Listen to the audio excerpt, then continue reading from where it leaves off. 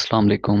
जैसे हमने देखा कि सबसे पहले हम परचेज़ डिमांड बनाएंगे, उसके बाद पीसीएस या कुछ कंपनीज़ में परचेज़ डिमांड के बाद डायरेक्ट हम पीओ के ऊपर आएंगे।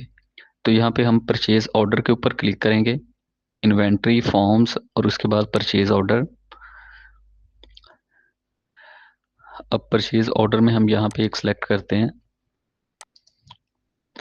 डबल ए ट्रेडर के नाम से।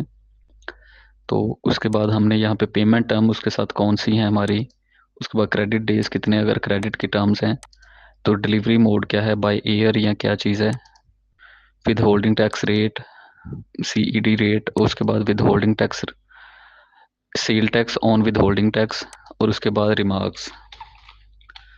तो ये लिखने के बाद हम इसको क्रिएट करेंगे। तो ये हमारा पीओ क्रिएट हो चुका है। इसके बाद हम नीचे यहाँ पे प्लस के ऊपर डिटेल में क्लिक करेंगे।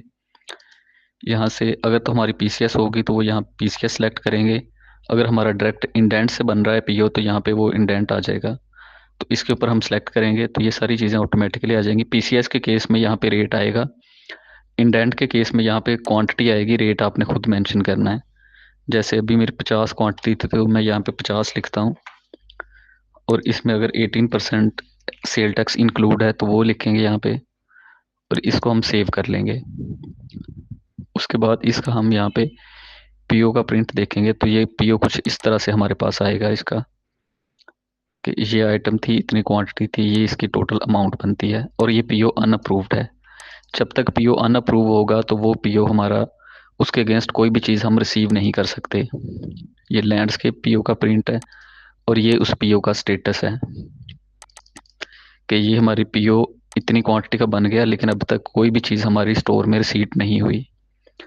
और अब वो जो हमने पीसीएस बनाई थी अगर उसका हम स्टेटस देखें तो उस पीसीएस में यहाँ पे आ चुका है कि पीओ बन चुका है।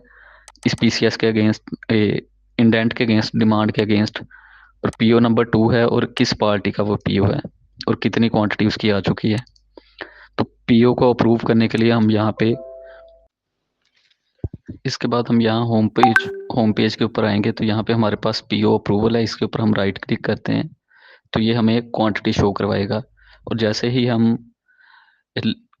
लेफ्ट क्लिक करेंगे इसके ऊपर तो ये इस तरह से पेज ओपन होगा कि ये हमारा पीओ है, ये इस पार्टी का पीओ है, क्रेडिट डेज है, टेस्ट है, उसके बाद कितनी अमाउंट का है। अगर हम इसको देखना चाह रहे हैं कि इसमें क्या चीज़ें हैं तो हम यहाँ एडिट के ऊपर क्लिक करेंगे तो इसमें ये हमारे पास चीज़ें शो हो रही हैं। तो अगर इस आइटम की पीसीएस देखना चाह रहे हैं तो हम इस पर क्लिक करेंगे तो ये इसकी इस तरह से पीसीएस आ जाएगी। और अगर हम इस पीओ को देखना चाह रहे हैं तो यहाँ पे ये पीओ इस तरह से हमारे पास आ जाएगा।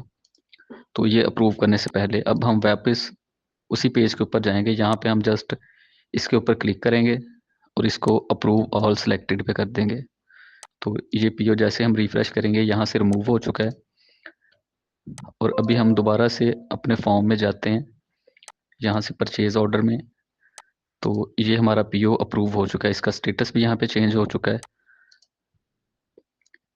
तो ये अप्रूव्ड आ रहा है। अब इसके अगेंस्ट हम नेक्स्ट आईजीपी करेंगे। Thank you.